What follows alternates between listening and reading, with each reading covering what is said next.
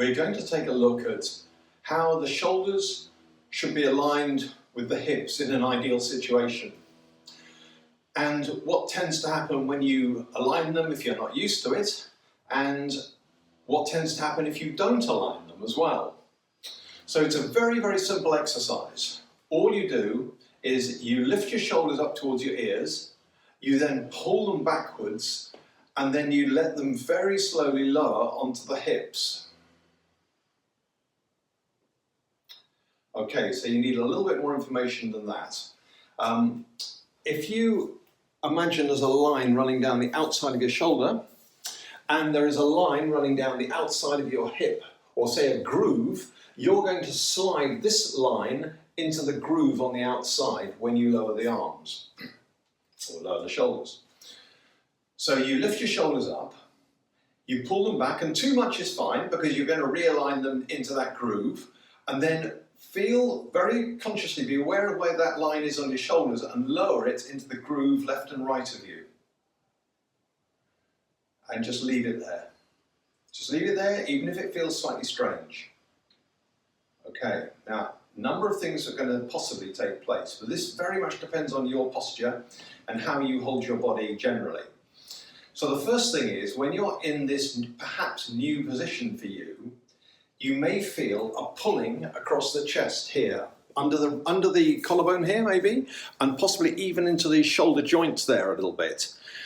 If you feel any of that at all, it just means you're not used to opening this part of your chest down. It's going to feel slightly stretched. It's going to feel like it's been pulled open, but that's where it should actually live.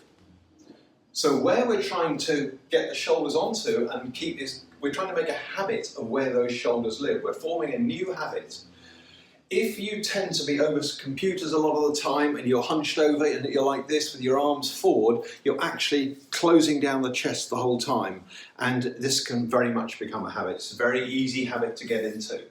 So when you've been at your computer for a while, it's often quite a good idea to go lift your shoulders, pull back, slide the outside edge of the shoulders into the groove of the hip, and then just let it settle.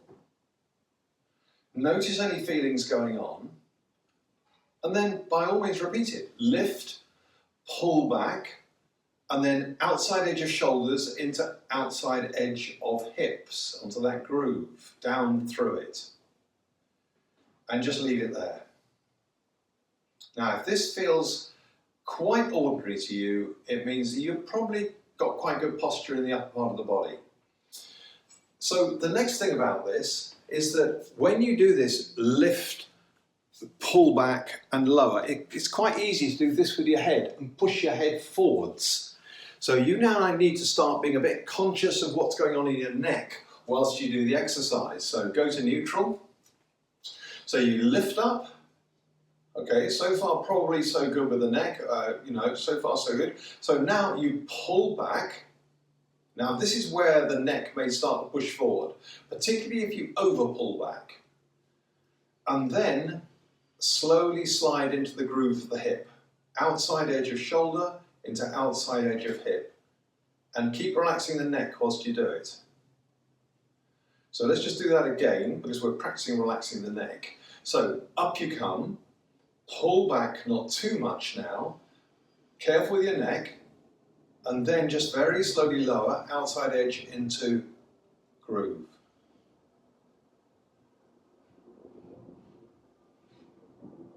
So you may feel your shoulder blades pulling together slightly, you may feel the chest being overstretched. It isn't being overstretched. It's actually just going to it's where it should be. The shoulder blades going together is simply because if you are collapsed in here, the back has overexpanded in its natural position. And when the shoulder blades go, well, they will feel like they're going together a little bit, but actually you're not forcing them to go together.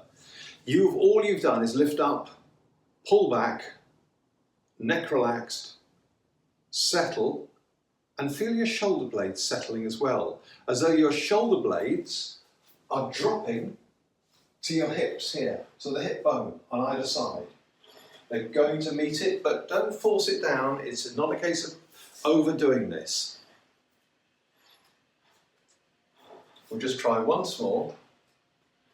So lift shoulders, pull back, not too much, careful with your neck, slowly lower, and just leave them there.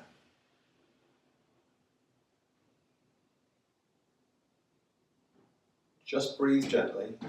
So when you're doing standing Qigong, when you're doing Tai Chi, when you're doing moving Qigong, and you're starting from zero, this is where you need to start with your shoulders. Where's the weight? It should be in the middle of your feet, in the middle of each foot and between the 2 feet. Breathe gently, relax the back of your neck. Allow any stretching feeling that you've got just to take place. Just let it happen.